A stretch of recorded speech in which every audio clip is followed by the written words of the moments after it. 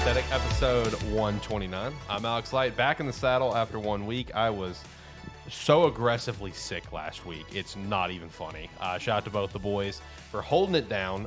Don't have one of the boys here right now. I think he's on his way. Only one of the boys shows up. And it's John. How you doing, John? Oh, I'm tired. Me too. I'm not built for staying up late anymore. Oh, I've been doing it for about 3 days now, and because I've just took some time off. Yeah. And I'm not built for it. Right. I'm like 3 days in and I'm exhausted. Yeah, I feel you. Anytime I take time off, you know, your body, you just naturally like stay up later because you don't have to work. But like at the same time, you feel so exhausted. You're just like, I'm just not used to this anymore. Yeah. Like I'm not built It's for like this. I used to do this shit all the time. Yeah. It's like, I'll tell some people work, I'm like, bitch, I used to not even think about going to bed before like 11:30, midnight or something. Now I'm like, shit, it's a late night. Yeah, I know. I feel you. Zach, I think, like I said, he's probably on his way. He's probably listening to us right now live over at youtube.com/Sparky3 while coming here, I believe. So we do have a few things to chat about here today with Star Wars Jedi Survivor. I picked it up and I put a few hours into it. Gonna chat about that, and then Xbox, Activision, Blizzard, with that deal and how it's seemingly in the shitstorm right now. Whenever Zach does arrive, Omega Strikers has officially come out. It's a game we chat about once upon a time. So he's going to want to chat about that. Legend of Zelda Tears of the Kingdom early previews are out. We got some other news to chat about as well. I think, John, you have a tangent or something? You have a little tidbit to throw in with Star Wars as well? Oh, yeah. Yeah, there's a lot. There's a little bit to dive in there. It's just, it's just fun little sides that you see depending on where you're reading it from or what you look at. Yeah, exactly. But if you could, first and foremost, definitely go check out some Rogue Energy. They did reveal their new flavor. Did you pick it up? Are you going to? I haven't picked it up. I bought a tub today. It's called Tiger's Blood. It's strawberry, watermelon, coconut, I think is what it was. Yeah, That sounds like a flavor I'm going to really enjoy. I'm wary of it because that's going to live and die by the coconut. Yeah, see, I'm cool with it. I like the coconut, but I can see where someone's going to be like, the coconut part, you know? Yeah, that's where I kind of look at it. I'm like, it sounded great until the coconut hit. Yeah, until the coconut hit, yeah. Go pick up some Tiger's Blood, give it a shot. I also went ahead and got some black cherry lemonade cans again because those are just so damn good. Yeah, I've still got some. Yeah, use the referral link down below. Use promo code SPARK3. Show some support there. Join the Discord. Check out Agent Ink and buy a jersey. We'd appreciate all of that extra support to the fullest extent. Let me go ahead and start turning things down a little bit. I am glad to be back here on the show, because I cannot tell you how sick I was last week. I was literally bedridden. I don't think I've been bedridden sick in a very long time. Oh my God. Well, last week you weren't here, and this week you're gonna have to do some heavy lifting because this seems to be your show for the week. I'm gonna exist as someone to just bounce questions. At least till Zach gets here, then we got Omega Strikers. But I mean, we're still got some stuff kind of coming out right now. I mean, there's still some fun news and shit to kind of chat about and kind of dive into. Then Zelda is 2 weeks away, and I'm personally really excited for that to an unbelievable extent. That last trailer a couple weeks ago was insane. It answered every question that I kind of had, and now the early preview stuff has continued to answer more questions. So I'm so immensely excited. Are you going to give this one a shot at some point? Obviously, I don't see you buying it day one, but at some point, are you going to give this a shot? I mean, it's possible. Okay. It's one of those where, like, I never wrote off actually playing, like, Breath of the Wild. It's just one of those where, like, I haven't had the urge to play it. Yeah. So it's like this one's the same way for me. Like, fair. That's fair. It's like, yeah, the game looks great. The game is gonna do well. Everybody's gonna love the game. Okay. I don't necessarily need to hop let me into it propose you this. I will actually have an extra copy. Would that motivate you to play it? I mean, that didn't motivate me to play Triangle Strategy. All right, you know what? Fair enough. Fair enough. Because you ended up like buying that one for me, and I paid you back later for it because I was excited about it, and then I started playing it, and I was like, oh man, not feeling this right now. Which I am looking at going back to play that now at some point because I went through and I was like checking out games. I was like, I'm gonna put this one on there, and it's gonna go on the list now. Yeah. No, I mean, I checked it out just actually a few months ago and just kind of continued on my playthrough a little bit. I don't know why I haven't been able to just sit down and finish it. You know, I really couldn't tell you, but I mean, it's still a fun game. I genuinely don't know why I haven't just been able to finish it outside of like play it a little bit here, play it a little bit. There are just those certain games where it's like you know you're gonna finish it, but it's like you can't finish it in one go for whatever reason. Horizon Zero Dawn was that for me. I don't know why. I've been on a different trend lately where I will download and play any game that catches my eye. I'll download and I'll play it for 20 minutes and then I'll drop it. Right. And I've done that. Last week I played like NHL 2K23. Tried to play that game. How'd that go? That game has more controls. I know. Than I would have ever thought. Yeah. I started playing it and I didn't know what I was doing, so I was like, I'll just look at the controls page real quick. That'll clear it up. Yep. I opened it up. There's like 47 different combinations for any way imaginable that you could think to do something. Yeah, so I'm a hockey fan from afar. Like I have a team that I support. I love the sport too. Like I love the idea of the support, of the sport, but I've never like been able to really sit down and watch the game. So like I've always tried to play the NHL games to like help me further get into the game, you know. And whenever I saw that as well, just the sheer amount of controls, I actually dumbed it down because like there's like three different, there's like normal mode, like the old mode, and then there's like the NHL 94 mode. I did the middle one where it's like you dumb down the controller quite a bit, where it's like, all right, I'm just here to have a good time. Like, I'm just here to have fun. I don't want to. I didn't make it through one match, and I was like, I got an idea of what I'm in for here. Yeah. Not down for it. Hey, it's got a great team creator though. That's one. I spent a lot of time on the team creator, but no, I just downloaded on Game Pass. I did the same thing with NBA 2K22, which I've been again a basketball fan from afar for a while too. See, that I would probably actually play. I mean, I had fun until they took it off Game Pass. You know, I made again team creator is very good. I made a team in Hawaii. We had a great time. You know, I had fun. And then I realized I forgot that they put the Persona games on Game Pass. Yep. So I downloaded Persona 5 Royal. Haven't really done anything with it. Played it for about 6 minutes. Can't relate to that one. Well, I'm in a phase right now. I can't play anything. The only game I've been able to sit down and just play by myself for a while has been WWE. I've been continuing my GM on it. Yeah. And I'm getting better. Better at it. Persona 5 Royal has completely consumed me. That's still all I'm playing. You know, I played Star Wars today, but even after I played Star Wars for a few hours, I went back to Persona 5 Royal. Because honestly, I am trying to finish it because like it has taken me a while. I have Zelda in 2 weeks. I do want to finish the game. I am at the end. You know, I'm actually at the Royal content. I've now passed the original game's ending. So you know, I'm near the end. You know, I only have I'm in January now, so I think the game just ends in February, so I'm almost there finally. So I've also started a new game for it on the Switch. I did buy it for Switch, but I play that very casually, like maybe an hour at night every once in a while. You know, so very casually. That's kind of what I was thinking. I was like, I'll download this, and then if I don't if I'm just sitting here and I've got like an hour or something where I don't have a clear idea of what I want to do, maybe I'll hop in and just do that for an hour. Yeah. So that's kind of been me a little. I'm gonna have to start doing that with games because otherwise I'm never gonna play. Yeah. Some of these games because I just flip through like Game Pass or something. And I'm like, oh yeah, I'd like to try that, or I'd like to do this or something like that, and I just don't ever play any of them. Yeah, that game, The Last Case of Benedict Fox came out, and I've been meaning to download that and try it out. But again, Persona 5 Royal, it's just consumed me. You know, it's probably gonna. They released the second episode of Coffee Talk. Oh, yeah. I never played the first one, but it looks interesting. My girlfriend really enjoyed the first one. I'm probably going to play through that pretty soon. Now, my girlfriend really enjoyed the first one. We do have Becca here in chat. Becca, how are you? Hopefully you're doing phenomenal. But yeah, Persona 5 Royal, very fun, though. The Coffee Talk, the Coffee Talk 2 came out recently, Last Case Benedict Fox. So I do want to check that one out. I'm probably going to go ahead and just download that one later. But anyway, let's go ahead and jump into Star Wars Jedi Survivor. So The first thing, and that I want to throw out there is that I don't feel like you absolutely have to play the first game to play this one.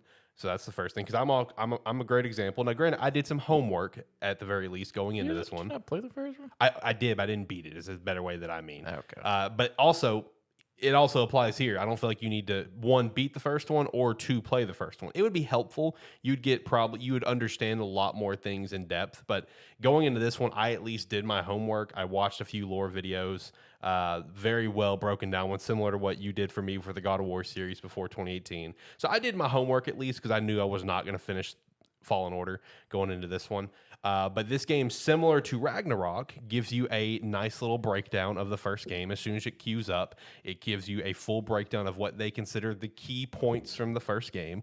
So you can get a general recap that way, and you can rewatch that recap whenever you want. It's on the main menu. So you don't necessarily have to, have played or beaten the first game to play this one if you are interested in this game, and maybe you don't want to go back to the first one because maybe you've heard how the little things, there are little quality things about the game that are just super annoying that got fixed in this game, like simple fast travel and just shit like that. Maybe you don't want to deal with it. You can go ahead and jump into Survivor. We're doing very well. Thank you for asking. I was very viciously sick this past week, but we're back on track, and I'm really pumped for Zelda. It's going to be a great time. But so jumping into this game immediately, I've only gotten through like the first main entry area, and I've now made it probably, I'd say, a quarter into the second area you go into. So the first area doesn't feel as open, as expansive as I'm now into the second area, but these areas, I'm getting a lot of God of War Ragnarok vibes. A lot of those vibes in terms of just how the area feels, kind of traversing around and stuff, like the mini map layout and everything. Very much getting those vibes. Pretty hardcore. That was the first thing I thought of. We did have Zach just walking to see it. Zach, buddy, how are you, man? Your dogs act like they never fucking see us every Dude, week. I know. That's how they act with everyone. It's absolutely just, it's annoying to the fullest extent. Let me go to the 3 camps now. Boom. But yeah, no, they act like they've never met you guys before. Like, ever. They do that with everyone. And then there's those, then Lola attempts to be menacing with some people, like, Ricky, who she's seen a few times. And they're like, Ricky would step out to take a quick piss at the draft special, and she's barking like a mad animal. It's like, you're not intimidating, Lola. You're not going to scare anyone away. But how are you, man? Ricky's got a big ass head. I know he does. That was what Ricky said. Oh no, I watched. Okay, I looked good. at, Thanks for watching. And I went, well, the headset's gonna be big, but I'm doing good. Yeah, good. I'm glad you ended up making it in. We do got Omega Strikers here to chat about with you. Oh yeah. Here in a bit. Looking forward to that. I downloaded it on my phone to kind of pass time at work, but I haven't played it yet. So looking forward. I did see the anime intro. That is pretty sick. It's by Studio Trigger too. Yeah, that is pretty sick. And now he's got someone else to kind of talk with on the episode, because as I Yeah, mentioned I before, heard like I'm here. Yeah. He's here to chill. He's in his full Hawaiian shirt. Yeah. Shout out to the wine shirt. He's kicking back, having a great time. But no, like I said, in terms of the general area, it is giving me pretty hardcore Ragnarok vibes in just terms of the general layout and everything. Combat feels incredible, honestly, and I've seen a lot of articles about this as well, where this game is like, people are calling this game is like this game has finally perfected lightsaber combat, lightsaber mechanics. I've seen a bunch of those titles as well. Yeah, and it does. It feels awesome. It feels so fun. I mean, that's probably a good thing, because at least Fallen Order, I mean, it still felt good, the lightsaber mechanics and whatnot, but it did feel sort of arcadey still a little bit. It's like, Fallen Order, I would say it looked good, but it didn't always feel great. Yeah. Right. Yeah, no, this one feels good. Like, so far, I've only got 3 stances: single saber, dual saber, and then the double blade. So that's the only, because it gives you all very, very quickly. Yeah, that's what I've seen, is that for this game, it's just literally goes like, yeah, no, you did all the stuff in Fallen Order. Yep. Yeah, you still got all that stuff. Yo, that's one thing that I actually loved, because like that's one I was kind of concerned about that going into this game, is like, okay, are we just gonna have to hit the reset button on everything? No, it's like single saber for 15 minutes, and then you get double-sided saber, and then still in the first mission you get the dual saber in the boss fight that you do with the ninth sister.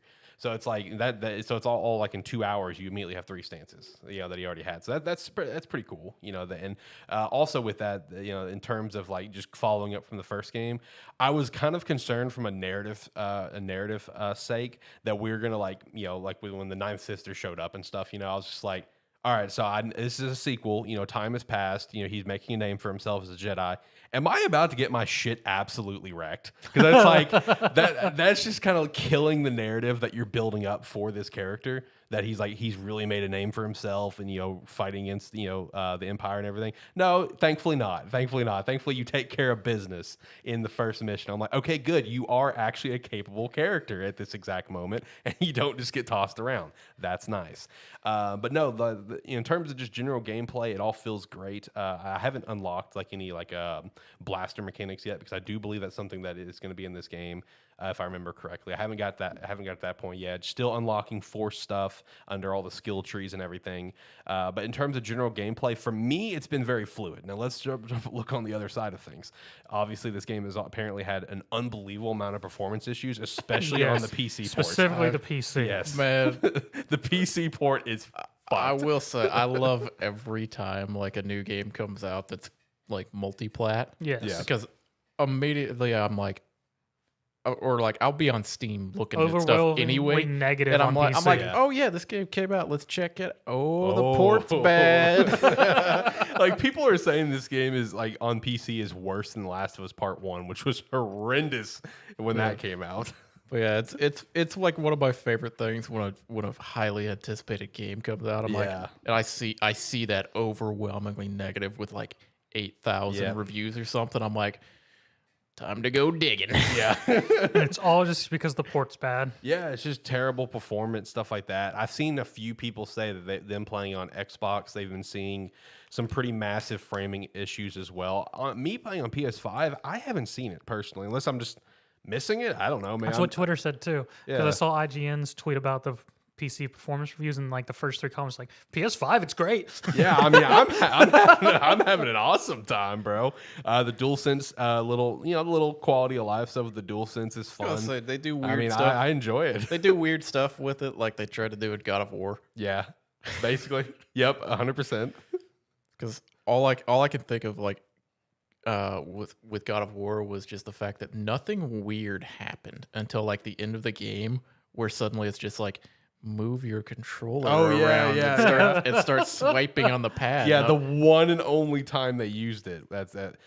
You just haven't got to the abilities that require that yet. Yeah, I haven't got there yet. No, I mean like the little stuff they've added with the DualSense is it's all neat stuff. It's not anything like changing the game, but it's like you open your mini map and it's like you open the hollow map, whatever, and you can hear the static of the mini map through your controller. It's just little shit like that. It's like okay, it makes it more. I mean, pulls you stuff in. with that with the PlayStation controllers is always sort of nice. It never needs to be anything big. Like my one that always really got me was with Ghost of Tsushima on PS4 with the wind and everything. Yeah, you would and hear changing the colors and everything. I will say that was that's cool. That was sick. Like when all they try to do is like ambient stuff. Yes, it works fantastic. Yes. When they try to introduce like gameplay mechanics, or they try, or if it's just like your companion only ever speaks out of the controller. Yes. It's like that. I'm like, okay, fuck you. I got a TV right there. Also, speaking of controller, before I forget, because I didn't put it on any Dude, news, it's like fucking shout out to the Final Fantasy 16 that controller controller. looks great. The thing looks so cool. I'm gonna be honest. They're actually doing special edition Redfall controller Xbox controllers, which actually don't look too bad either. I haven't actually seen those. I haven't either, but I might look at them. Yeah, I may look at them. That sounds pretty cool. I mean, they're not like the Final Fantasy 16, but they don't look bad. I mean, for logos controllers. yeah, the DualSense one though, that one apparently it's in Japan only right now. I hope it comes over. I mean, you could still get it. I was gearing up to like go into a Rocket League game, and you sent that controller picture to me, and it's halted me for like 10 minutes. Yeah, I was sitting there and I saw your message, all caps, John saying "yo." I'm like, okay, it's all caps. John's excited. John is excited. No, that controller does look awesome. They also have like some face plates coming out for the PS5 as well for it. But that controller, ooh, buddy. That one is now. If that one ends up coming out of the West, is that new priority #1 over Hogwarts Legacy The controller? Hogwarts Legacy controller, it's still not available on the site. I know. It's like an eBay controller right now. Yeah, that's the only way you're getting it. If the Hogwarts Legacy comes back to the site, because it still says currently unavailable, and that happened with the God of War controller, but it eventually came back in stock for a period. So if it ever shows back up, I'll buy it, but I don't like the idea of spending like a couple $100 on on like the controller through eBay. Right. At least for right now. Yeah, that's fair. That's fair. No, but when it back to Star Wars though, I mean, like I said, in terms of the performance stuff, I haven't personally encountered anything, but I've definitely seen the videos of where this game just has terrible frame rate issues and everything. I am playing on performance mode as well, and I think in terms of general graphics, I think the game looks good. Really high speed situations I've been into a couple times have looked great. I haven't had any issues with it. So, I mean, I understand where people are coming from. And I will say this as well. It does kind of bring the question, is that the Redfall controller? Yes. Yo, those look pretty sick. Is that 5 different variants? Yes, one for vampire, then one for each of the characters. Those look sick. Oh, those do look sick. Hold on. Let's see if I can get this up on stream. Yeah, kind of. Those do look really fucking good. Wow. Yeah, I did not see those. That's sick. Fan of that. Yeah, no, they're actually, now that they got their Xbox stuff, they've been really coming out with some really nice designs. Yeah, that's good. That's good. Bad for collectors, but good for in general though. Because there's gonna be that guy that's gonna want all 5. Oh yeah. Oh yeah. There's gonna be that guy that's gonna and I mean it's in Xbox Design Lab, so you can set up your controller however and then just slap it on there. Yeah, exactly.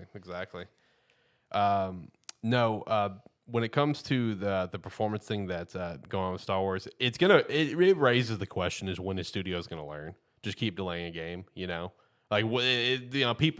people have reached a point in this day and age where they are very accepting of delays. Well, because it's like they're tired of the big letdowns of when a game comes out and it's a fucking shit show. Well, the other problem is, and then I got Power World. I was gonna say it'll come out one day. It's gonna be great. I would say it's almost not even that. It's like, even if they're gonna set a date and they're determined to meet it by that day, it's like a lot of these companies. It's like they're solely focusing on their console games, or the console versions of the game, which makes sense. That's where you're probably gonna sell the majority of your games. But if you're gonna put the game on PC, at least give them enough time to work on a decent port. At least do several test runs on not just like high spec computers, but do like some mid tier computers. Yeah, because the other thing is, we're also in an age where if a game comes out on consoles and then 6 months later makes its way to PCs, that's accepted. Yeah, it actually very much is. It's usually accepted that way because people are like, well, if it's made for the console, so we'll get a port. It'll just take extra time. You don't have to release it at the same time if it's gonna be trash. Yeah, it doesn't matter if you're gonna sell if you'll sell 500,000 less copies. Those people are still gonna buy it when it comes out 6 months later. Facts. And especially the people who bought it on console and have a PC 6 months later, like, oh yeah, that game was fun. PC. Yeah, and when it comes to delays and stuff, me personally, maybe I'm just not seeing it. I feel like I genuinely see acceptance across the board these days. Like when something gets delayed, I don't see people like stomping their feet in the ground. Like I see them like, hey, take your time. Just because it depends on the game. I guess it does. Yeah, it depends on the game. In general, I think the reception is usually, that's accepted. But if it's something like Starfield, because there was a bit of an uproar with last Starfield delay. I'm cool with it, but I do. The problem with it is we've been hearing Starfield for a decade. Yes. Yeah. We've been hearing Starfield for a decade, and we've been told the date is set in stone, and then we're gonna push it back. Yeah, and then we're gonna push it back again. From the original release window of like Q2. Just stop with the fucking release dates like a year in advance. Yeah, honestly, if they just stop with release dates, unless you're Nintendo. Well, Nintendo's wised up a little bit, because obviously they had the debacle of Bayonetta and Metroid Prime 4. Yeah. But like, I feel like Nintendo's pretty good about it because when they give you a release date, it's like they wait until like a couple months out. I feel like it's like they'll tell you like at the beginning of the year or the end of the previous year. They're like, and here's what's coming next year, and then it's like you pretty much know. You're like, okay, we're gonna get 3 to 4 big directs throughout the year, and at one of those, they're going to give us the date for it a couple months before it comes out. Yeah, right. They're pretty good about it. They really Nintendo's are. pretty good. Nintendo's fairly solid. Everyone else is sort of iffy. And I will say, I do think it's kind of funny to watch Nintendo's like release date, come out ever since Prime 4 and Bayonetta 3, because ever since then it really has been like, okay, we're just gonna tell you it's coming in spring, and then they don't give the release date until like 2 months before it comes out. Like they're just like, we don't want to repeat that. Well, they've also kind of learned, they're like, well, we can do a big direct with a bunch of games, and then these other companies do like their own versions of these like videos and stuff specific to games before they come out. We'll just start doing that. Yeah. Hey, it works. Man, it works. No, overall, though, first few hours I've played of Jedi Survivor, very fun. Customization right off the bat, very fun. Because the moment you get onto the Mantis, you can immediately go customize your lightsaber with with the few pieces you have. You know, obviously, you know, if you pre-order, you can get like the pieces from like Obi-Wan's lightsaber, so you can throw that on. But you can choose whatever color you want right off the bat. So that's all cool. You can get it customized immediately. You can customize Cal literally in the first mission with, you know, at least, you know, you don't, you know, again, you know, don't have really much clothing besides like your base stuff and, you know, pre-order bonus of if you've got it of Obi-Wan clothes, but you can change the color. I mean, every piece of outfit has like 6 colors for it. So, I mean, you know, immediate customization. Customization looks pretty in-depth. So, I've enjoyed it. And again, if you're interested in this game and you did not play the first one or beat it, you don't have to, because I'm a great example. I didn't beat it. It gives you a pretty, I would say, from the homework that I went on for this game to prepare myself for it, I would say the recap they gave you, it was what you needed. You know what I mean? It's like the very major key points of like, okay, these are the main things you need to know going into this story. At least from everything I know, because I watched one lore video, which is mostly those key points and a few extras, and I watched a really in-depth one where it talked about a lot of side quests. That you know, so I did my homework going into this, and I feel like the little video they show at the beginning of the game, I feel like it's enough personally. So anyway, let's hop over. Let's touch on the Xbox thing here. We'll touch on that. That was a hell of an announcement when I saw that. I know, man. Yeah, I know. It was like 6 o'clock in the morning, and I woke up and was kind of scrolling on Twitter, and it's just like multiple posts from 10 minutes ago. It's like, you know, UK CMA has blocked the Activision, you know, Blizzard purchase. I'm like, oh shit, this is getting real. This is happening. See, yeah, no, I saw that, and I immediately went, really? I was like, they got through the other one, and this person walking up was like, all right, our turn. Yeah, basically. Everyone else is approving it, and all of a sudden, here's UK CMA. I saw a couple articles pop up about it that morning, and I went, damn it, now we got to talk about that again. Yep.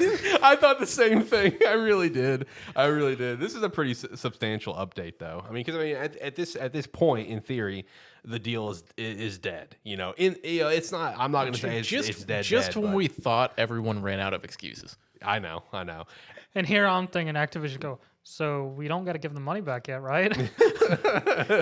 Activision's just over there going, well, we already spent half of this money. Yeah, it's like, I don't know what you want from us. Sorry, man. That's how we got Overwatch 2 out. Yeah, exactly. And the fact that it was blocked was over concerns of cloud gaming. It wasn't even just monopolization. Yeah, it wasn't even that. It was over just cloud gaming, which as we've seen, Xbox has gone around and signing multiple cloud deals across the board, which I don't feel like any of those deals hurt cloud gaming. That all enhances it. Because when you think about it, literally any kind of launcher on the PC is technically cloud gaming. Yeah, exactly. Like I don't see where cloud gaming concerns come into play here. And honestly, looking at all the the reaction for it on Twitter, neither does anyone else. Like even NVIDIA GeForce, I saw their official Twitter come out and backing Microsoft, basically calling that UKCMA block a complete fucking dumb decision. And they were just like, this merger does not hurt cloud gaming. This merger helps cloud gaming. Keep in mind the GeForce is one of the companies that got the 10-year deal. Yeah. And literally right after they got blocked, Microsoft signed another 10-year deal with another random ass company I've never heard of before. Yes, shout out to that. You want a 10-year deal too? Okay, go ahead and have it. So I don't know. I mean, it's not hurting them at all. So Microsoft's just like, they're not hurting at all by doing that. Well, their stocks went up quite a bit. I mean, I bet it has. Yeah, their stocks went up quite a bit after just some general PR talk of they're going to appeal and stuff. Meanwhile, Activision Blizzard, they took a little bit of a dive, but it's neither here nor there. But yeah, I mean, they're both set to appeal. And honestly, I do have that feeling in me that I think the appeal is going to come out in a positive way. Because like, if there was anything that you were going to block this deal for, I feel like blocking it for cloud gaming is a dumb one, at least in my opinion. Well, the problem is, like I said as a joke, but I mean, they're running out of reasons to try to block it. Yeah. It's like it's like the biggest one. It's like the biggest one for like monopolization and that. We're already past that. It's like, what are you going to complain about at this point? Right. It's like cloud gaming. Oh, what? You're worried that these games aren't going to be available anywhere. It's like, I mean, hell, like you said, Microsoft's out there throwing out deals. Yep.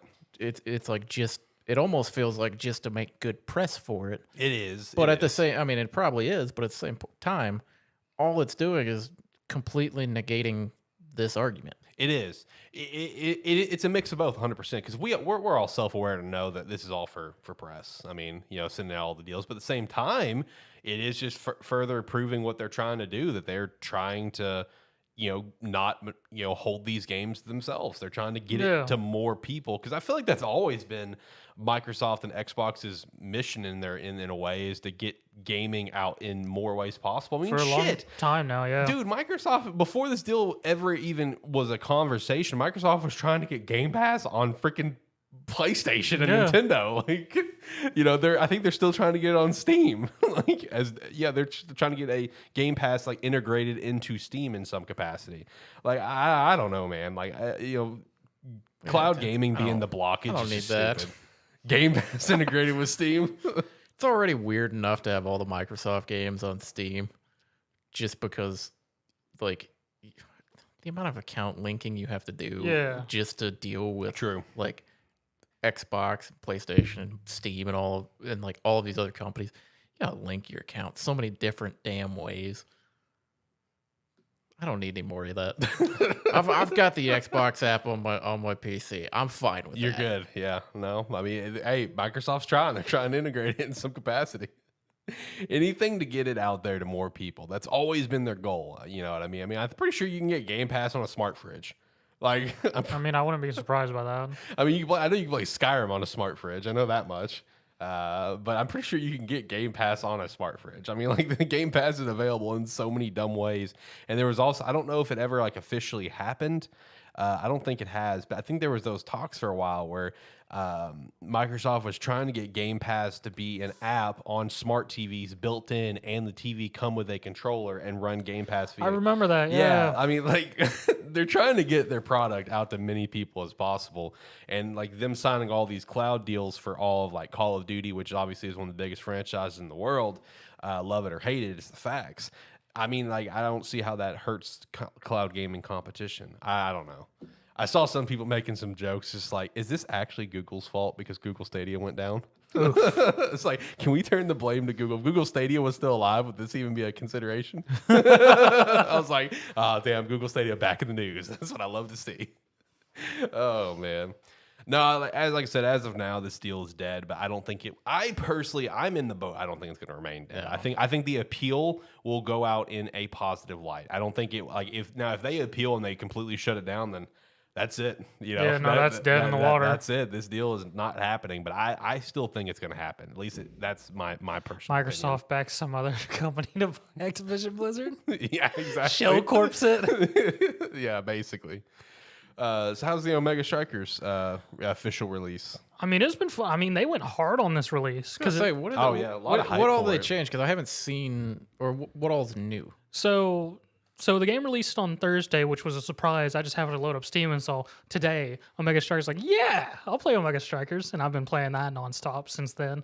Because like they went hard on this release. There was all the release of the game. They had a whole full 2-week promotional videos on their YouTube and other stuff. Yeah, they released a whole soundtrack for each of the characters. Has their own track. You got the opening track and thing. They went hard on this.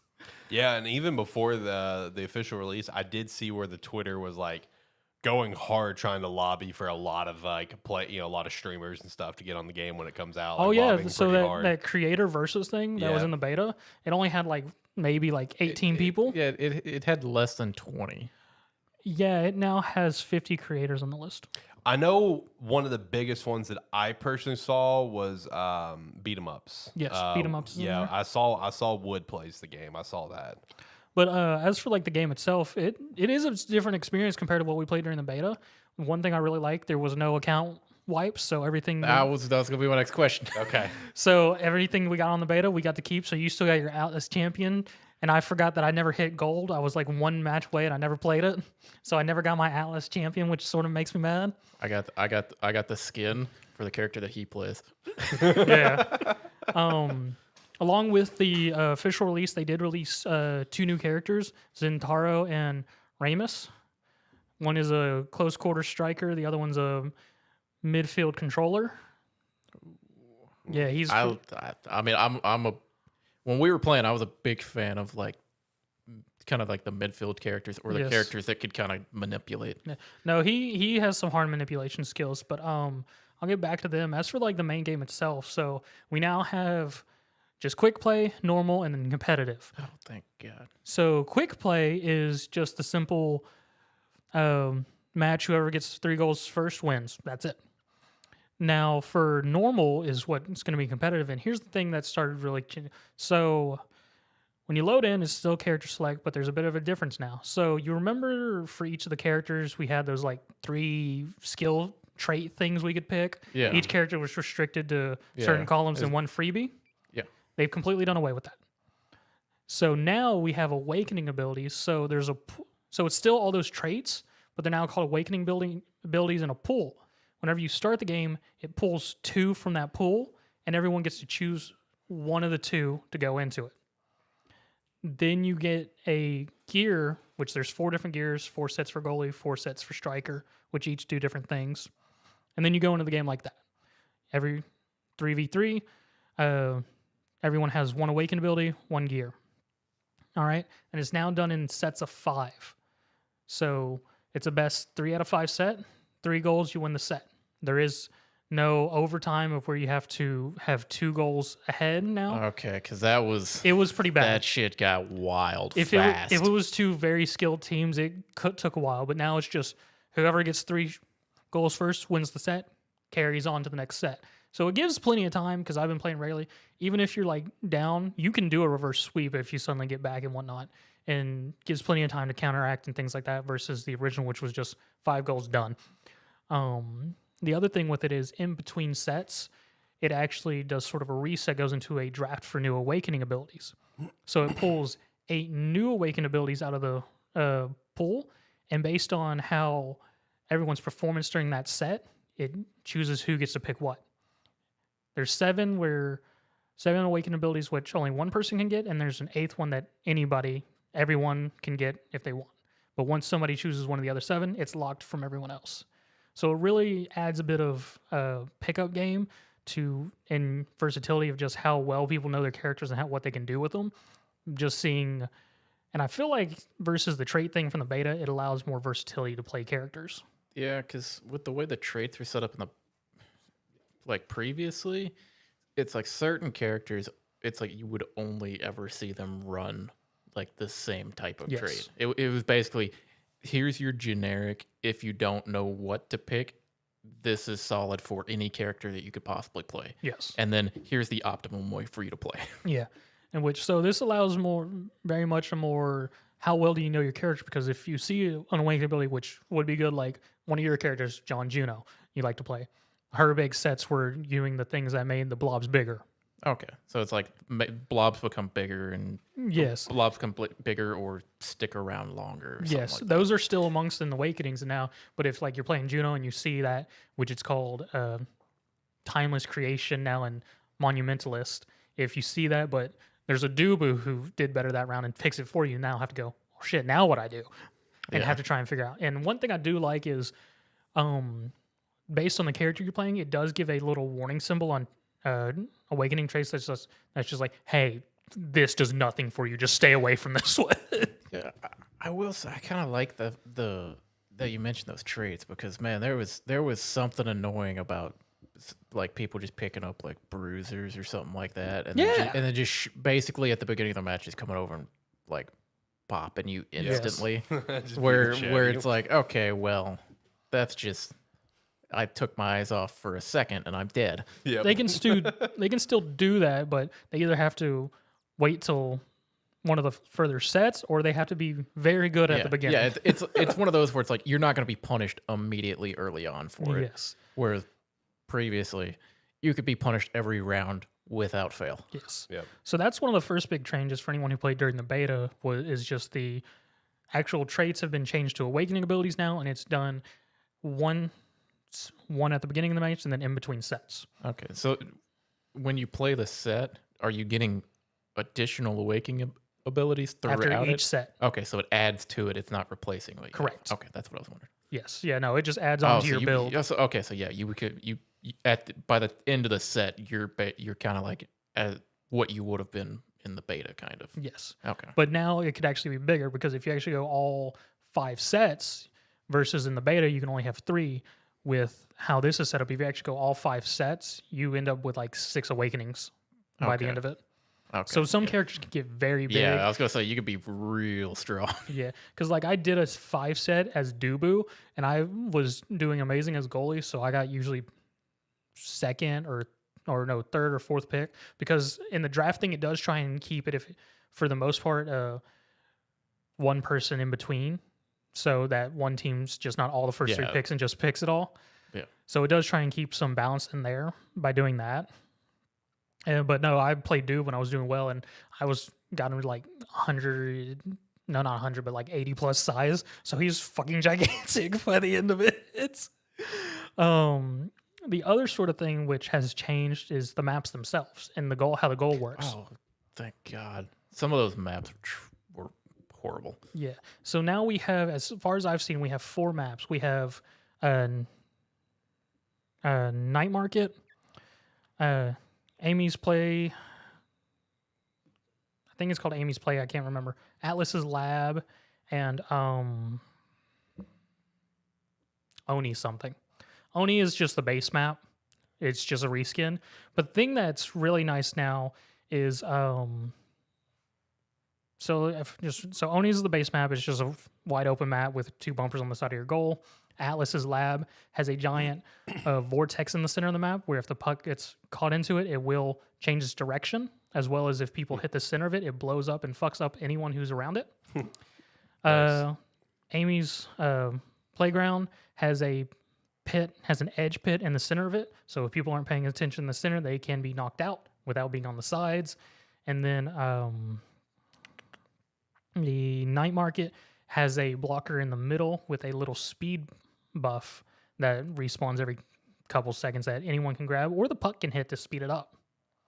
Okay. So each one has their own little versatilities, but the main big change with the goals, because in the beta, the goals, they just sort of opened. We had no real control of it. They opened at some point, and it was sort of on a RNG, and sometimes they were just open. Now how it is, the little side bumpers that were on the maps, those are now actually more important.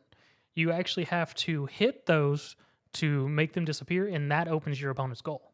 Okay. Yeah, instead of having those bars that were just kind of there, and then it's like sometimes if they're just completely closed, and other times it's like, well, we're kind of hope they're paying, our goalie's paying attention. Yeah. So now there's a little bit more strategy in how you have to go about getting the goal open, because you have to hit those first to get the goal open, and the goalies have a bit more to do of just like, oh, I'm just going to be in the way. And now if you can prolong it by like, I'm going to guard this and y'all can't even open our goal. So it adds a little bit more control on how to actually get to the goal. So it's not just sort of just random passing until it opens. Yep. As well as a little bit more strategy on defense of going like, if you like on Oni stretch, you got the 2 side ones. You could just forgo one of them and just completely defend the other one if you really want to. Yeah.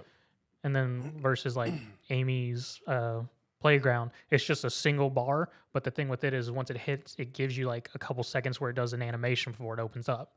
So you could do sort of a reverse of knocking it over to the other field before it completely disappears. Mm-hmm. Things like that. So it adds a bit more versatility on that far and control of how to actually get goals. Things like that. As for the new characters, as I said, Zintaro's a close range striker who has a high emphasis on dealing damage to stagger people and has quite a bit of mobility. He has a dash, a cone, a repetitive cone strike, and then his ultimate is he more or less just takes over an area, slashes everything in it, and knocks everyone away at the end of it as his ultimate. Versus Ramus, he has a. Okay, to put it simply for John and any league players, he's Thresh. Okay. All right, I got it. He has a sickle and chain, and Yep. his primary skill, he just does a straight. At the end of it, it does more damage and knockback. His secondary gives him a speed buff, which if you cast it again, he does a AoE attack around him. And then his ultimate, he just throws the anchor and either disrupts a enemy striker by slightly moving him out of place and stunning him, or he can hit the puck and it just brings it to him. That's actually pretty cool. Yeah, I've had one really good Ramus, and he was really good about like, all right, I'm gonna just snipe this while everyone's over there. Goal. So I mean, both of them are very entertaining characters. I've played both. They do have a bit of a high skill cap, just because Fair. Ramus requires you to be able to predict the field and be able to take control of where you need to be able to displace people or move the disc to wherever the best opportunity. Whereas Zentaro, he has a very close, short strike range, and just with his AoEs and mobility can take a bit to get used to just staying on people and controlling the puck. Because he also has a special mechanic where after so many strikes, he actually gains a basic dash with his basic strike. Okay. Yeah, that one doesn't sound as much of my play style in that game. Yeah. Because I tended to play more of zoners or controllers. Yes. Oh, it was great. My first Intaro match, it was a brawl. It was I say, what was the one character's name I played? X. No. The one that I played with the shoot the rockets across. Oh, Luna. Yeah, Luna. Yeah, that was. She's probably my favorite character. Yeah. There's something about like everybody scuffling over here and then just sniping the puck from across the field. You know, the other night while you were playing across Obelisk, I about joined your Discord and was like, John, I need a good Luna. I'd 100% be down to play. I just updated the game earlier. Yeah. In terms of the new characters, any character you hadn't unlocked during the beta is, besides a few, the ones that released towards the end of the beta are 30,000 tickets. The new characters are 50,000 tickets each. There's also a new affinity thing for playing the characters, where by playing as the characters, you could experience and more or less have a character track to unlock special nameplates, emotes, and stuff specific to that character. Yada yada yada. There's a new battle pass, which it's okay. It's about the same as the beta. It looks like it gives a bit more. I already went ahead and bought it and now have Jakar as a hitman. Nice. Oh, nice.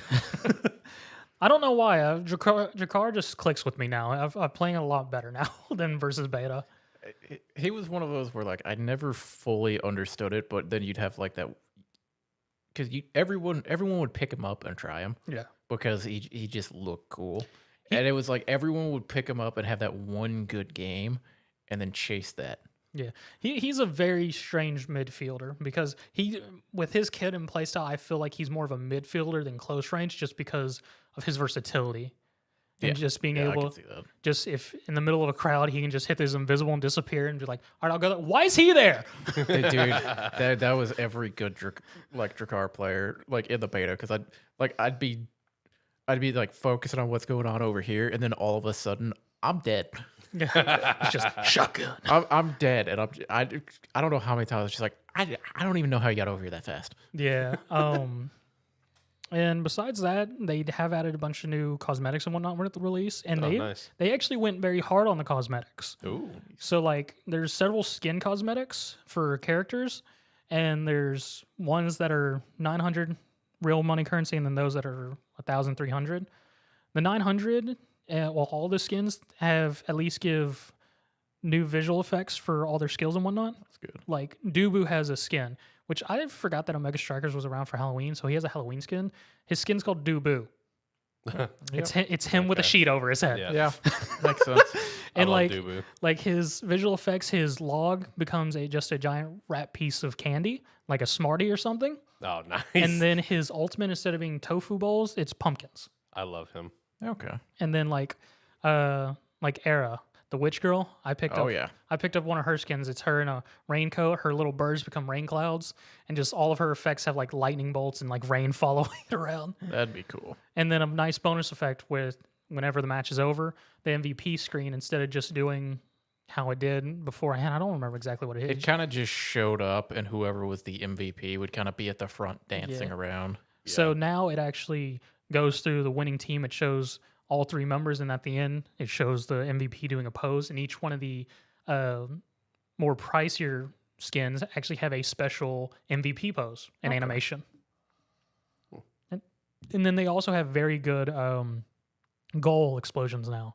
Like, there's one that on the battle pass, which is just whenever you get a goal, it just summons a bunch of blobos that stay on the field for a moment. There's one that summons bamboo trees, and the one that's the cost most is called Obscura, and it's a piece of shit when it happens. Someone gets a goal, and a wave of like void just goes across the screen, and it just stays on the screen till the next round starts, just blacking everyone out. Very, very much in the theme of recent Rocket League Rocket Pass goal explosions. Is it? They've gotten very big into goal explosions. Like, when it happens from the goal, out comes like whatever color the goal explosion is. It comes over and takes over the screen color and everything. And plus, with both of you, since we played all the beta, I didn't realize this. There was some sort of Twitter campaign at the time. They met it, so we got all the bonuses from that. Oh, nice. Cool. So we got a free Amy skin, so it puts the cat girl in a schoolgirl outfit, free credits, some emotes, all that stuff. I wonder if all the stuff that we got from like the beta, I wonder if it's cross progression. Like if you wanted to play it on mobile or Switch or whatever. I know the game is cross play. I know that much. I can only assume if you link your account. Yeah, I would assume there's a way to link it because when I downloaded the mobile one and I went to go turn it on, like it immediately wanted me to sign into like my Google account, which all right, fair enough. But I didn't sign into it right away because I was like, let me get it back on the PC first, and let me sign back into that and get it updated. I'm assuming there's a way to link your Steam to it in some capacity. So I just didn't dive into it or anything. You'll play some more Mega Strikers tonight? That's what I'm going to do after I leave here. I'll be down. I mean, shit. I could take a little break from across the obelisk. I've been playing it for like 3 days. Meanwhile, I'm still trying to finish Persona Persona 5. The real fun thing with it is now, I didn't notice it before I unlocked both the new characters, but now I've noticed it. If you really don't know who you want to play, there's a random button now. Ooh. That's nice. Especially, that's spicy. Especially since you don't have to, because I was bad about only setting up like the talent pages for like the 2 characters I really enjoyed playing. Yeah. So it's like it was always the thing of like, I don't know who I'm gonna play, and then just looking at the screen and going, this game, and then going, fuck, what are their talents? Yeah, that sort of does help with how the new awakening abilities worked, and because I saw that the other day when I was playing in lobby, I was like, oh, I was like, does that say random? Yeah, which is fun because there's only a couple characters in that game that of all the ones that I played that I just did not vibe with. That's fair. But so random would be fun. I was about to say, I mean, I've played all the characters. The only one that I really couldn't get down for whatever reason was X. X and Aerie, I think, were my 2 bad ones. Or my 2 worst ones. I can picture all the characters in my head, but I can't put the names with faces. They're starting to come back to me. The only one I know is the big dude. You said his name, Dabu. Oh, yeah. Dubu, X. Yeah, like I know Dubu off the top of my head. Everyone else, and then I guess your character. That was my 2 characters that I played the most were Luna and Juno. Yeah, Juno. I remember what Juno looks like, but every other name you said, it's like, okay, I know that's a character. I'm just trying to. I know I know all the characters, like what they look like. I can see that, but I can't put the names with them. Also, right now. Towards the end of the beta, I just went hard on reading all the characters' backstories. They go hard on that lore. Oh, that's good. Like. Juno's literally just some random space alien that landed that Luno happened to found, and made her a suit. And she's like, now we're best friends, and we're going to go become strikers. Yeah, just having a good time. And then Asher, their 3rd team member, she's a veteran, and she's just like, these 2 kids, I got to watch out for them. I guess I'll bring them along. It's like me without even knowing the lore to it. Every time I play Judo, I'm just like, man, Judo just looks like she doesn't know why she's here. She doesn't have a reason to be here. She's just here to have a good time. Her song is called Ice Cream Odyssey. Of course it is. Yeah, Okay. Nothing surprising on that front. Yeah, I may also check out the game later. I'm curious about the cross progression thing because I may also try to play it on Switch. I mean, I'm super happy with Omega Strikers is back, so I'll probably be playing it for a couple weeks. Yeah, it's one of those where I went pretty hard on it, and then just out of nowhere went back to Rocket League. Yeah, but as soon as when you had sent that message in, I've seen you playing it. I was like, I need to update this. Yeah, it was a nice surprise Thursday for me. I immediately went, all right, updating. Bet. Well, I do want to warn about one thing. I don't know if they fixed it now, because I mean it's a small thing. If you exit out of Omega Strikers, it just keeps running in the background. It doesn't fully stop. Oh, okay. Unless you close Steam out completely. I always close Steam out whenever I finna get off. So, me personally, but okay. No, I mean I've had that happen enough, like in general with certain programs to where like I normally, like before I log off or anything for the night, I go through and I check to make sure nothing's still running in the background. You guys got anything else? Because honestly, that was the main three. I mean, next thing I have is obviously Zelda stuff, but that's just part of the weekly wrap up. I mean, I got nothing else. No. Nothing crazy. Like I said, I've just nothing crazy. All I've been doing this week is playing across the obelisk, and I created a second my GM run on WWE. What happened to your first one? I wanted to see how if I learned anything. Oh, that's fair. Yeah, that is fair. I did learn. I respect that. I have learned how to put on better matches. I've gotten worse about spending money because I started a new run, so I had a lot of extra money. So I just went hard. Oof. But I'm doing way better, like fan wise, and actually competing with the other four, with the other three in it. So learned a decent amount. It's fun. I've got a completely different roster, so I got different storylines going on. Oh yeah, no, they don't make any fucking sense on my second one. I hit season 3 on my GM run, and I just went. It got to the point where it's like, all right, you can keep people if you want. I went, I'm only keeping this one character since I've had him since season 1, and I just sort of let go my entire rest of my roster. Start fresh. Yes. Yeah. Which is sort of bad by season 3 because all the AIs keep a lot of the other wrestlers and whatnot. So it was a slim pickings. You spend the whole season building up the popularity, and you're like, nah, fuck you. Pretty much. Yeah. I did learn. I know how to put. What made me really realize I learned how to put on good shows. My first PLE, my lowest rating was a 3.5-star match. Nice. And it was nice. One of my mid cards. See, that's the thing that I've come to understand. It just, even if it's like a normal match, if I got a good rivalry and good match, you'll get like a high star rating for no real apparent reason versus like some big match with a lot of extra things for it. I'm just like, what the fuck? Because sometimes when I'm running that GM, I set up my match cards and go, that one actually might do better. It's like there's definitely times where, like, especially during the weekly shows where I'm putting on matches, I'm like, this isn't going to be as good of a match, but it's going to build the rivalry. It's like, this is going to be a great event in 3 weeks. Oh, I got a fun seasonal thing where it's just like every show I do a steel cage match, I get 10,000 fans.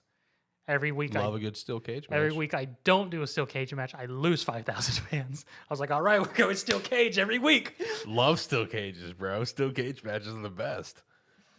Did you ever figure out how to do the war games? I'm going to assume that's in universe because I still haven't come across it in GM. Gotcha.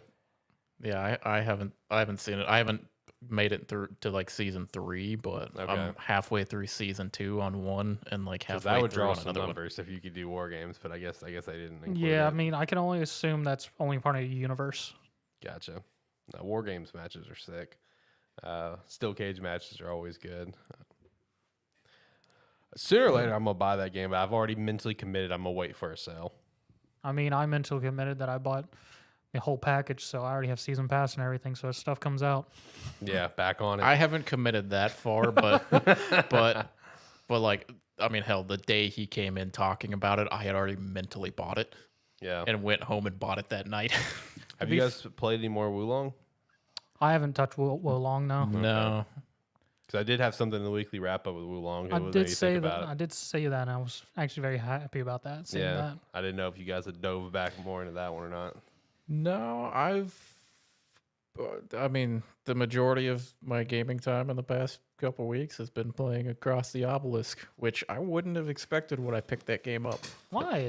It's a great game. It's like, especially we got some fucking busted characters now. Oh, do y'all got some pretty upgraded characters now? Well, one of the characters in that game that we unlock, because you have to do quest lines in the game, because it's like a roguelike game. So like the first map is always the same, and there's character events that you can do, which they're always there, and they're how you unlock characters. But if you do the quest line for them, then you can get equipment cards. So if you want the item, you can do the quest line to get the item later in the run. But once you beat the first zone, you pick between 3. Like, it's basically like a fire zone, an ice zone, and a grassland zone, or like a swamp or something like that.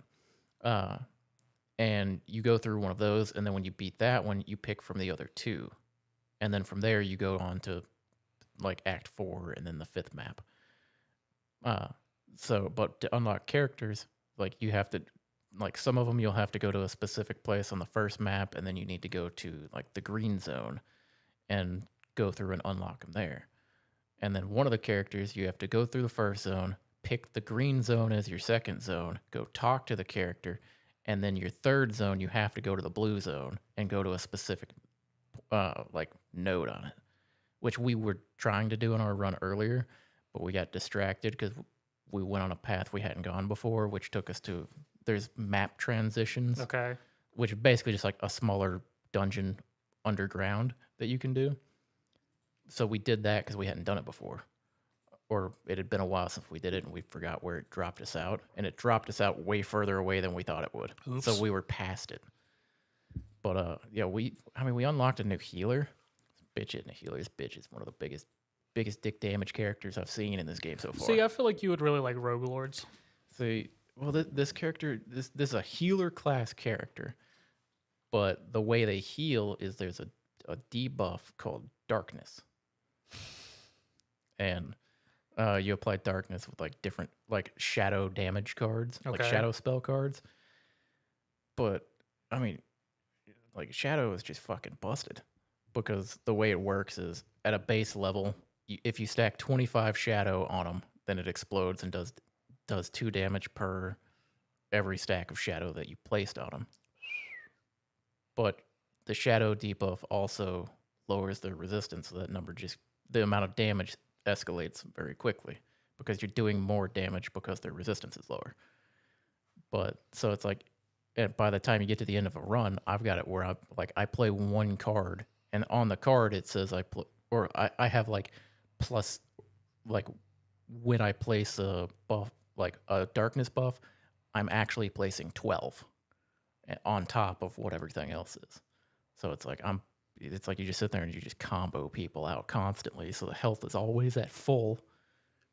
So we were running that healer with a mage that was also playing darkness, and then like a scout character and like the shield like warrior character. So he would just stack shields, and then we would just pop everyone. All right. By far the easiest run we've had. Sounds like it. Yeah, that does sound like it. But yeah, we're just trying to unlock all the characters, and then there's madness levels so that it scales in difficulty. So we're working our way through like some of the madness stuff. Just makes it a little bit more challenging. But, Gotcha. But as we learn more of the game, like we can progress through it both by knowledge of it and better or knowing more about how our characters actually work. All right. Before we start the weekly wrap up and threw out there, Naraka just started season 8, so. Yeah, I fucking saw it. I almost downloaded it. I'm not gonna play it with Zach. I almost downloaded it because I kept seeing it, and I was like, "Fucking hell, am I really gonna do this?" Yes, do it. It's on Game Pass. It's free. Play it with Zach. Come on, John. Dude, the amount of Game Pass games I download and try to play is incredible. True. That's the beauty of Game Pass, man. It gets you to try more games. I've already pre-downloaded Redfall. Yeah, that comes out Tuesday. Yeah, that does come out this upcoming Tuesday. Okay, so you'll be chatting about that next week then. Depends on whether I stop at Mega Strikers, but yes. Okay, I have a very unbelievably busy week ahead with work, so I'll see if I can get to it because I really do have a legitimately busy week ahead with work. So if I've got time, I'll get Redfall's on Game Pass. Yeah, I'll probably give it a shot. I mean, you can pre-download it. Yeah. I'll go ahead and get it pre-downloaded because I did want to play it, but I may not be able to play it till. This isn't one that I'm excited for, but it's one of those. I'll give it a shot. Honestly, we got to win with Wolong, man. Yeah, I may not be able to play it like Saturday morning next week, but I'm gonna go ahead and get it downloaded and kind of get it going there. I mean, based on how it sounds, it sort of gives me early Borderlands vibes. Yeah, people are up their ass about the performance mode. Which, it's back to what we were talking about with the Star Wars thing. It's just like, I don't know. I mean, people are so pissed off that it's like, the performance mode's not going to be out at launch. And I'm just like, I mean, I'm sure I wish it would. I mean, obviously, I feel a game like that would be very beneficial to have a 60 frames per second, not locked at 30. But it's like, I think it'll be fine. I don't know. We'll see Tuesday, but I think it'll be fine. But everyone's really up in arms about it.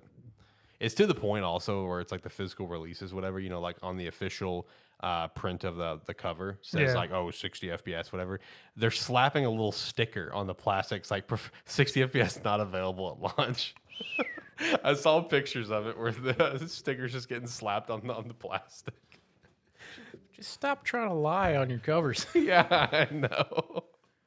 Oh man, yeah. Redfall took quite a beating in the news like 2 weeks ago over that, and I'm just like, yeah, I think it'll still be a fun game to a point. I think it'll still have its enjoyment factor out of it. I don't know. I guess we'll see. Here in a few days. All right, let's go ahead and hit the weekly wrap up. So the first thing, of course, is Legend of Zelda: Tears of the Kingdom. The early previews are out right now. People multiple writers and notable YouTubers are getting their chance to play the game in a set environment by Nintendo, which is actually really funny. Because one of the guys that I follow, Gene Park with the Washington Post, he was one of the guys that got to play it, made a big article about it and everything. And he was doing an Ask Me Anything about it. And one of the big questions people had is there dungeons? And he didn't get to do one, but he said that it's like, so I completed a puzzle and it unlocked a door that looked like the entrance to a dungeon up in the sky, and Nintendo literally came up and said, don't go up there. So that's a dungeon in my mind. He said he's like, I could see kind of like in the door, and it looked like super mysterious and cool and nothing like Breath of the Wild. So that's just what I'm assuming it is, but Nintendo told me don't go do it. So I'm assuming it's a dungeon, which is cool because that's one of my biggest things. When the art book leak happened, there was I remember 2 images where it's just like, that looks like a dungeon. So I really want more. I don't think the game needs like traditional dungeons. I think we're past that. But like, if you mix a little bit of like the traditional like length and like amount of puzzles that were in like the previous Zelda games with the more openness that is Breath of the Wild, I think that's like the perfect mix for this game. But when it comes to other previews, apparently the game is huge. I know I saw some comparisons of people calling the game like bigger than Elden Ring, for example. I saw that comparison a couple times. The game runs apparently fine. Obviously, things further away, you'll see issues, which we saw in that 10-minute gameplay thing. Like as soon as he started playing that gameplay thing where he's going to show like the rewind ability to get up to the sky, like I watched like the box come from the sky, just like boop, boop, like 1 frame a second. It was terrible. So like stuff further away will be noticeable, I feel like, but in terms of just general gameplay performance, apparently it runs fine, which is great. The abilities is the massive draw, and it's also apparently a big learning curve. There is a lot of things going on, and the control, it's not easy to just jump in and play. Like you will have to like really learn how to play with all the different abilities they do have on hand for you. I did see a couple little images from the previews and stuff where it's like you can, it's like the creations that you make with the Ultra Hand ability, you can save them and recreate them on the spot later in a little, I guess, database or something. I did see that, and I was my from immediate Austin John. That's where I don't know. It. I just saw like a screenshot of something that said can save, And in my head, I went, well, that's a saving grace at least, because otherwise people are going to make something. If they want to make it again, they're never going to do it. Oh no, not especially they get super fancy with it, and so that is a big saving grace, is just the ability to quick save anything that you build, whether it be like weapons or like combining weapons or just like some structure you're driving or whatever. Apparently, like the flying the different things that you build is also a little weird, but you get used to it. It's all just like you get used to it stuff, just by simply playing the game. But everyone is saying what we probably kind of expected to happen out of this is that something very, very special is on the way. Is the TLDR that I've seen from every single article, every single early hands-on preview, is something very special is on the way here in a couple weeks. I'm so pumped up for it. I am taking off a 3-day weekend for it. Which God, with this past week that I have coming up with work, I'm looking forward to it. So I'm very excited to get my hands on this game. The Switch that I ordered will actually be here tomorrow. The special edition Switch. Oh, nice. Yeah, it will be here tomorrow. I got the I'm not notification happy for with it. how good that Switch looks.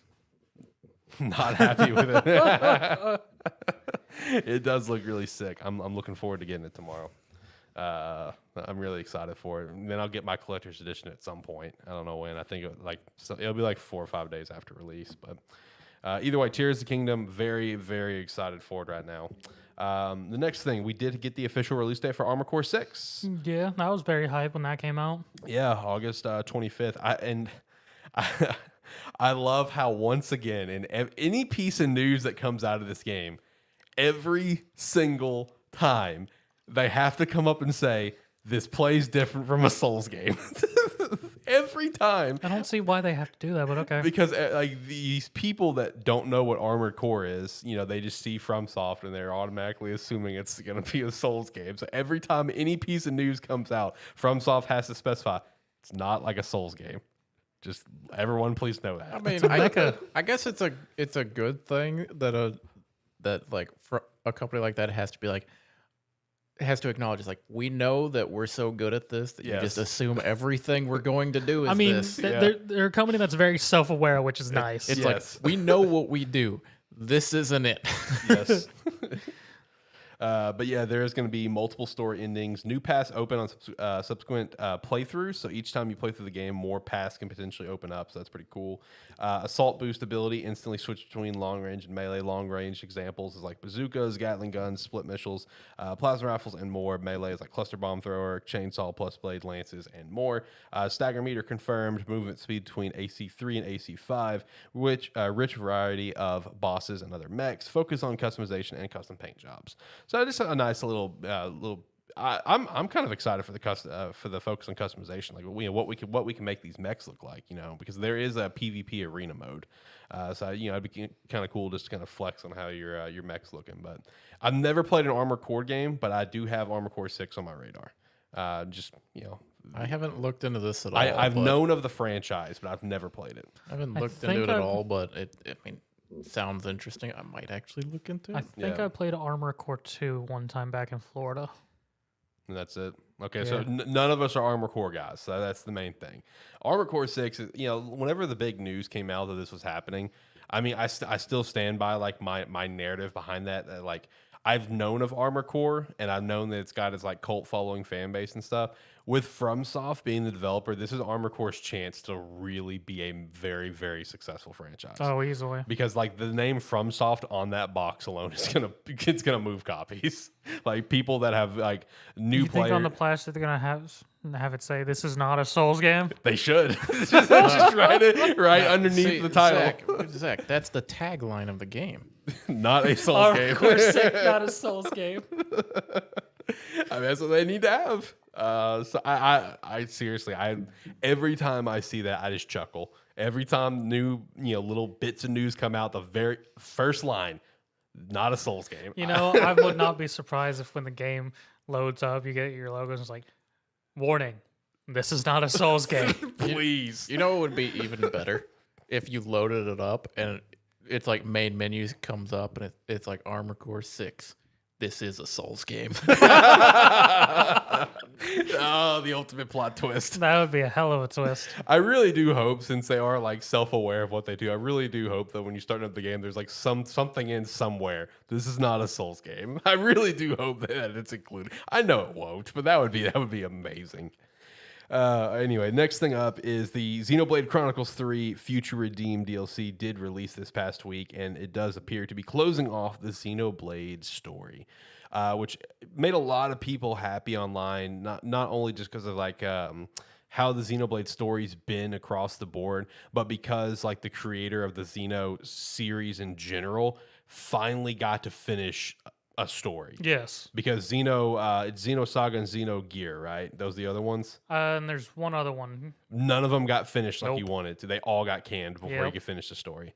So, like, you know, when I saw that the Future Redeem came out, there was like just an overwhelming celebration across Twitter and social media, even from people that don't play Xenoblade, where it's just like, I'm glad this guy finally got to finish a story. Yeah, because on his terms. every story he's written is very good. Like the Xenosaga games, the whole story that expands all three games are very interesting and compelling, and just sort of sucks where it ended.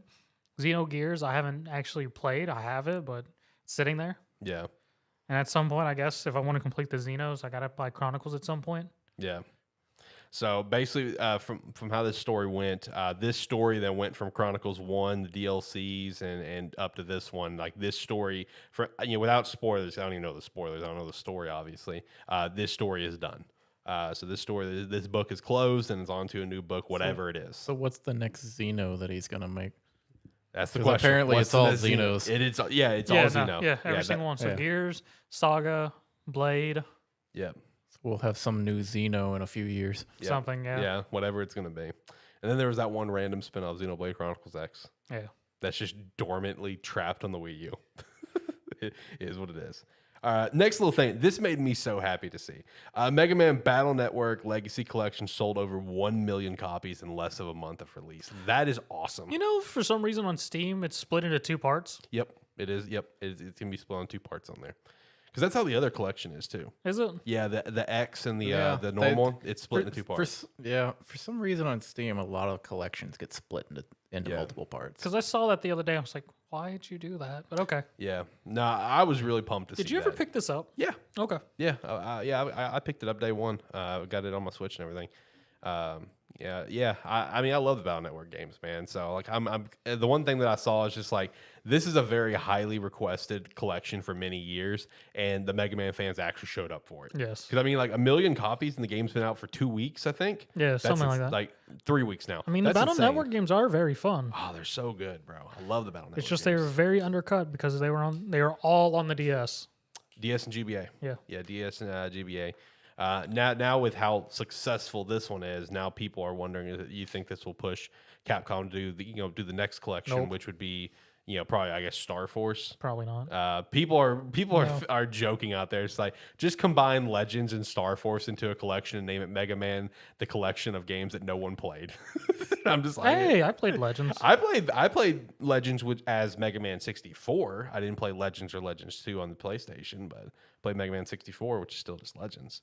And then Never the played Star Force. Then the weird spin-off to Legends, which is the Adventures of Tron. What?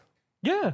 That random ass $500 game I got, the Adventures of Tron, it's actually a spin-off from the Legends games. All right, so pause. Wait, did you spend $500 for that game? Yes. Oh, okay. All right, I just want to make sure I was following. Yeah. All right. I did not know it was a spin-off. I didn't know either till after I bought it. Never played a Mega Man game.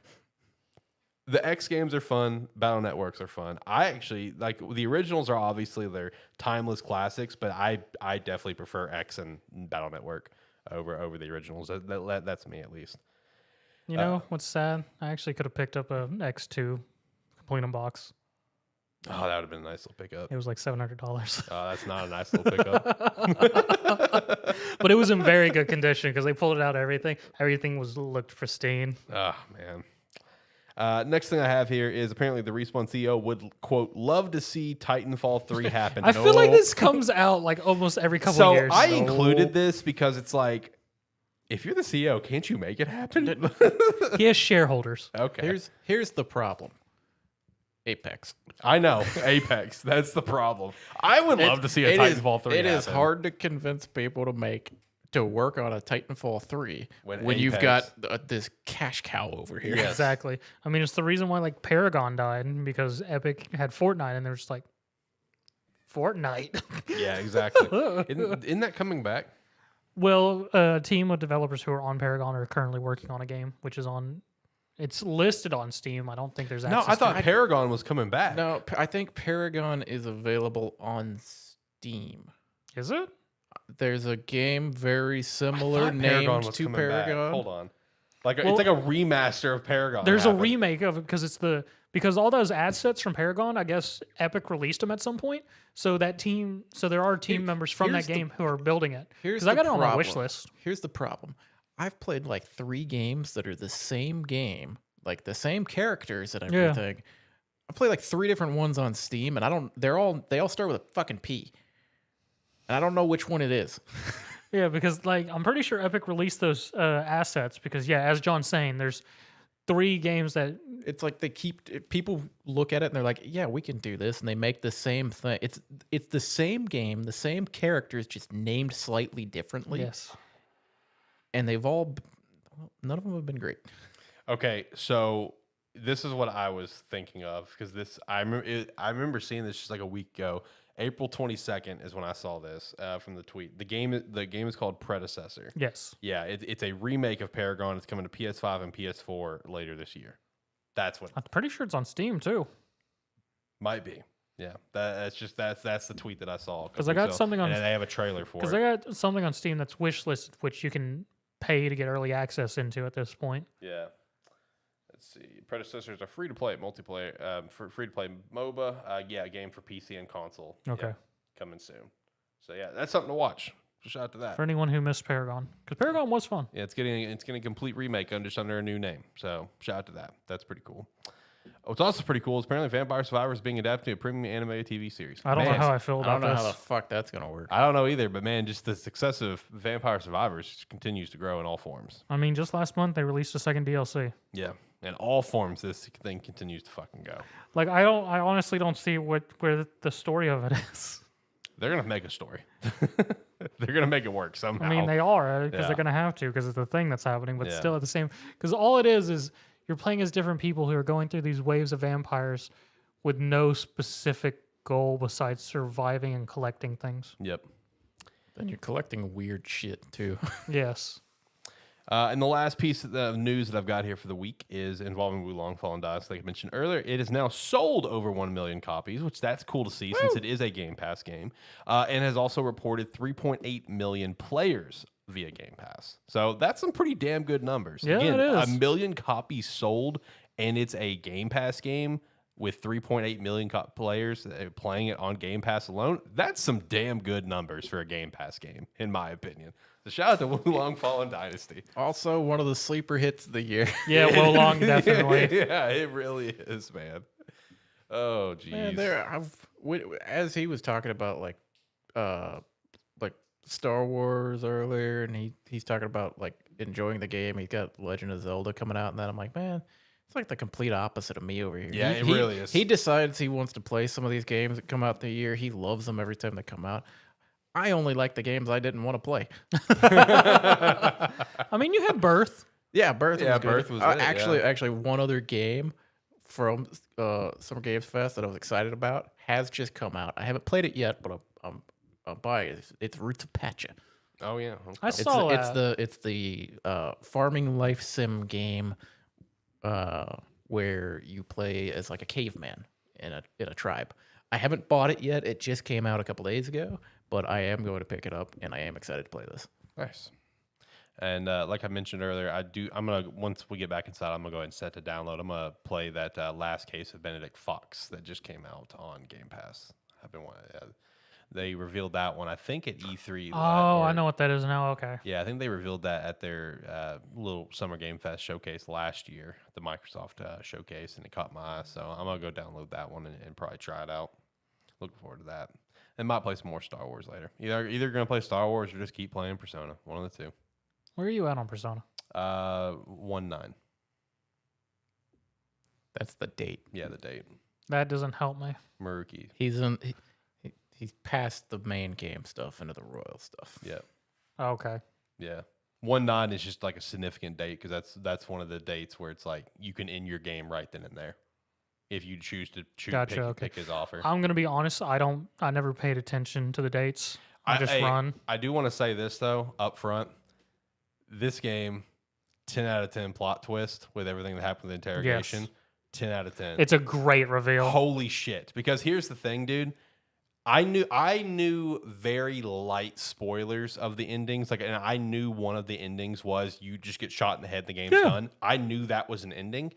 But like the good ending, I didn't know what the good ending entailed, like where you're on path for it. So I didn't know that I got shot in the fucking head in the good ending. So like all this is playing out and stuff. And here I am thinking that, okay, I think I've done everything I need to do to still get me on path for the good ending. Then a fucking Akechi comes in and, shoots the guard. I'm just like, is this about to happen?